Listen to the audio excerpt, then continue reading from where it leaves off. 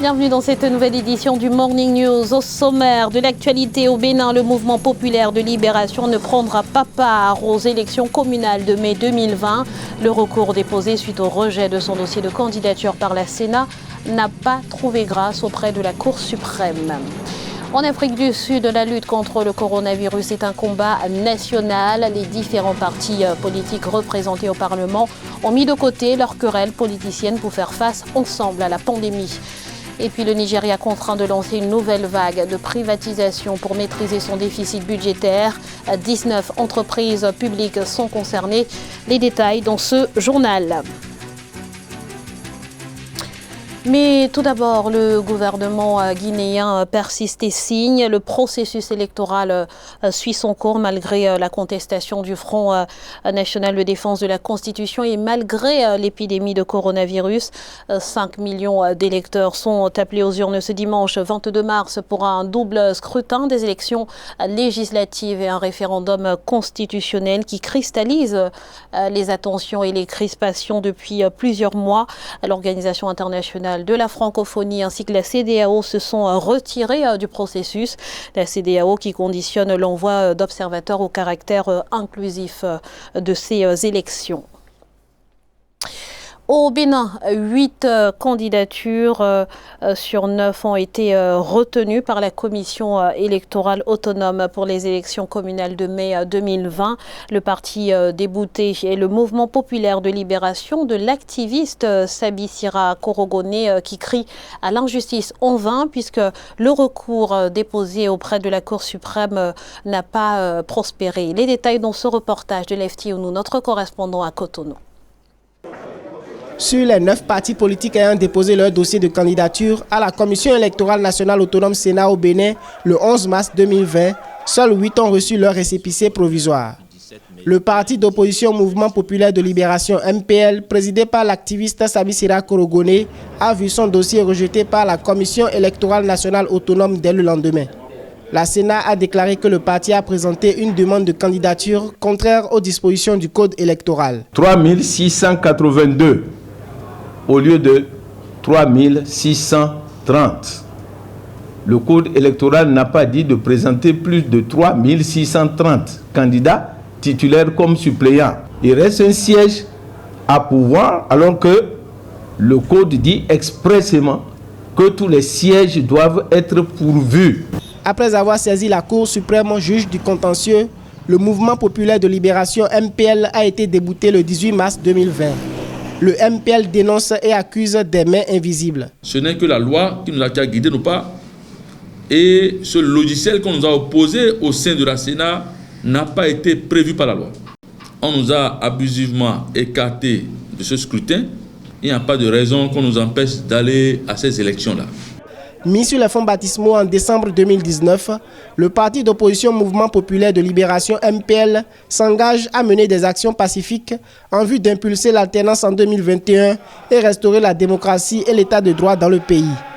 Pour rappel, le nouveau code électoral au Bénin exige 16 signatures d'élus députés et ou maires pour parrainer le duo présidentiel. Actuellement, seuls 2 partis de la mouvance présidentielle siègent au Parlement. Le gouvernement d'union nationale est entré en scène au Soudan du Sud, une investiture dans un contexte délicat marqué par la propagation du coronavirus. Pour l'heure, le pays semble relativement épargné, mais la menace se rapproche et pour ne pas avoir à subir, les autorités ont décidé d'anticiper. Les détails dans ce sujet de la rédaction. La transition est en place au Soudan du Sud. Les membres du gouvernement d'union nationale ont été officiellement investis dans un contexte marqué par la menace Covid-19. 2 d'entre eux manquaient d'ailleurs à l'appel, auto-isolés en raison d'une possible exposition au virus. Pas de poignée de main donc pour consacrer cette étape importante de la transition vers la paix. Sur le terrain, l'heure est à la sensibilisation et à la prévention, avec en première ligne le nouveau cabinet. C'est la première cérémonie où vous ne pouvez pas vous saluer. You cannot greet yourselves. Mes ministres ont beaucoup voyagé ces derniers temps, donc la vigilance commence à votre niveau. Mais la vigilance ne s'arrête pas là. D'autres mesures ont été annoncées pour contenir une éventuelle épidémie. Toutes les conférences internationales prévues dans le pays sont reportées ou annulées. Au même titre que les grands rassemblements, les services religieux et autres activités connexes. Sur le plan sécuritaire, la majorité des armes se sont tues, mais la situation reste fragile. Monsieur le Président, nous sommes conscients que notre peuple a terriblement souffert au cours des 5 dernières années et nous sommes tenus de le servir cette fois-ci. Nous devons parvenir à la paix, à une paix permanente et ne pas retourner à nouveau en guerre. Plus jamais.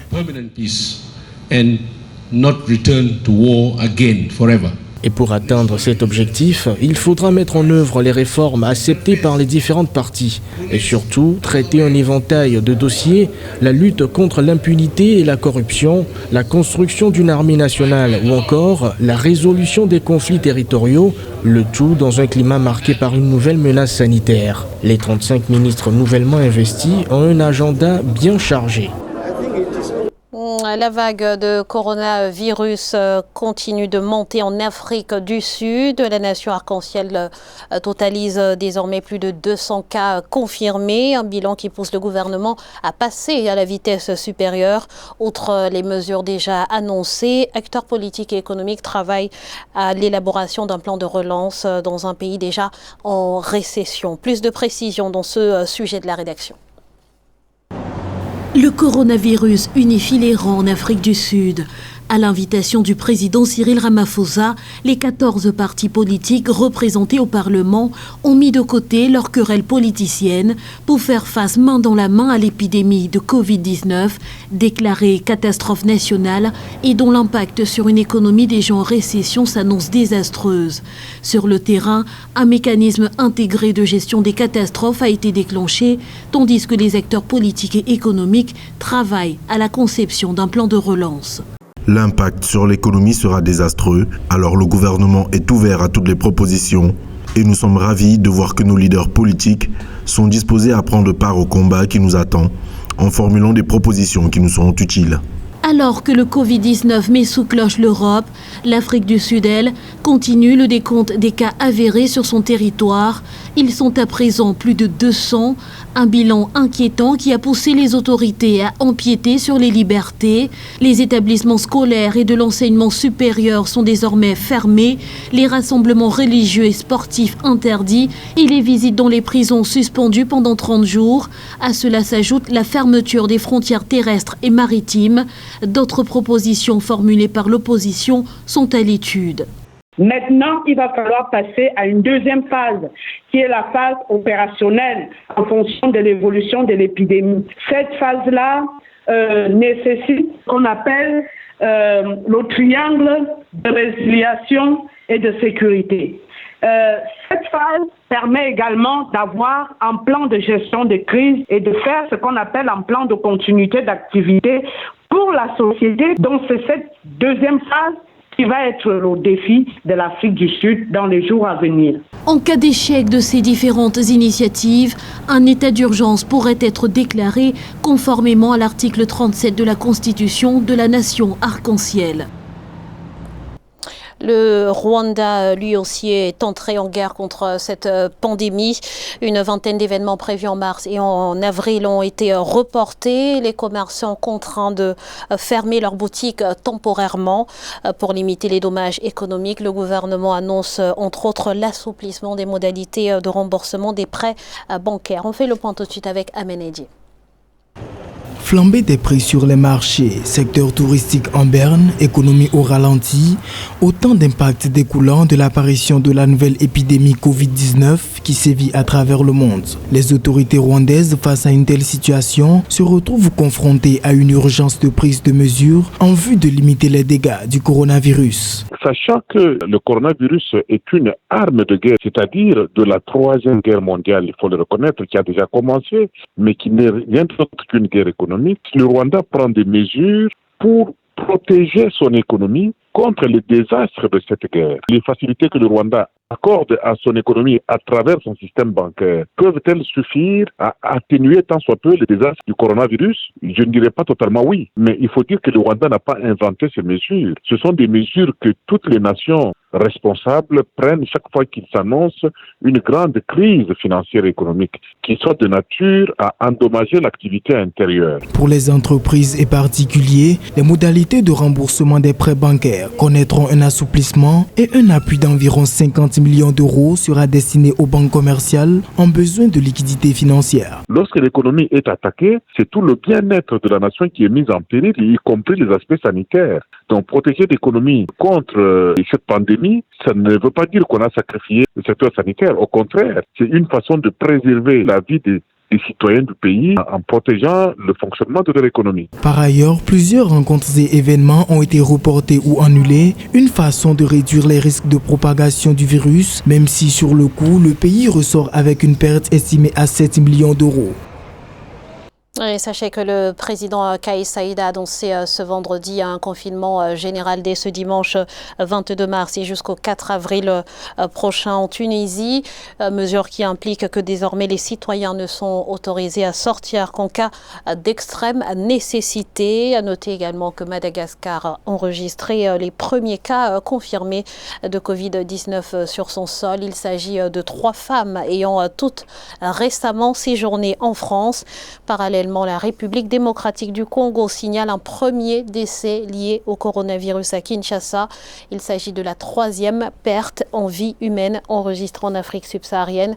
La Mauritanie, de son côté, a instauré un couvre-feu jusqu'à nouvel ordre. Dans le reste de l'actualité au Nigeria, le gouvernement envisage une nouvelle série de privatisations. Objectif affiché, mobiliser jusqu'à 266 milliards de naira de revenus nets. Sont concernées une vingtaine d'entreprises publiques, parmi lesquelles la Bank of Agriculture et la Nigeria Reinsurance Company. Plus de précisions avec Siamlo Victoria Sedi. Au Nigeria, le gouvernement projette de privatiser 19 entreprises en 2020. Selon le Bureau of Public Enterprise, l'administration en charge de superviser les entités parapubliques, l'opération permettra à l'État de mobiliser jusqu'à 266,7 milliards de naira, soit 725,5 millions de dollars de revenus nets. Ça rapporterait de l'argent, mais ça permettrait aussi à l'État de se désengager de ses capitaux. Et le Nigeria fait face à plusieurs chocs. Le premier choc, c'est vraiment un choc pétrolier avec le contexte de crise entre l'Arabie Saoudite et la Russie. Tout ce contexte pourrait expliquer l'anticipation du gouvernement à procéder à cette privatisation. Il ne faut pas non plus oublier que le Nigeria avait déjà commencé ce genre d'opération pour faire face à une explosion de déficit. Parmi les entreprises visées, la Bank of Agriculture, qui devrait ouvrir 40% de son capital à des associations de producteurs agricoles. 20% de parts reviendront à l'État, puis le reste à la Banque centrale nigériane. Pour la société publique de réassurance, un appel à l'épargne publique ou à la sollicitation d'une association des assureurs est prévu. Pourquoi le Nigeria a mis tout ce temps sans ouvrir ces différents capitaux? Une ouverture de capital pour les producteurs agricoles permettrait d'impliquer davantage les producteurs dans le financement du secteur. Pour le secteur de la réassurance, ça créerait forcément une synergie vers une industrie assurantielle assez robuste à l'échelle de l'État. Le mode opératoire de cette privatisation n'a pas encore été clairement présenté, mais la mesure de privatisation semble salutaire pour l'économie. Face à la crise du pétrole et sanitaire déclenchée par la pandémie du coronavirus, l'exécutif nigérian a annoncé une baisse de son budget de dépenses exercice 2020 de l'ordre de 20%. Ce journal a été réalisé par l'ensemble de la rédaction. Merci pour votre fidélité. Retrouvez dans un instant une nouvelle édition de l'actualité sur Africa 24.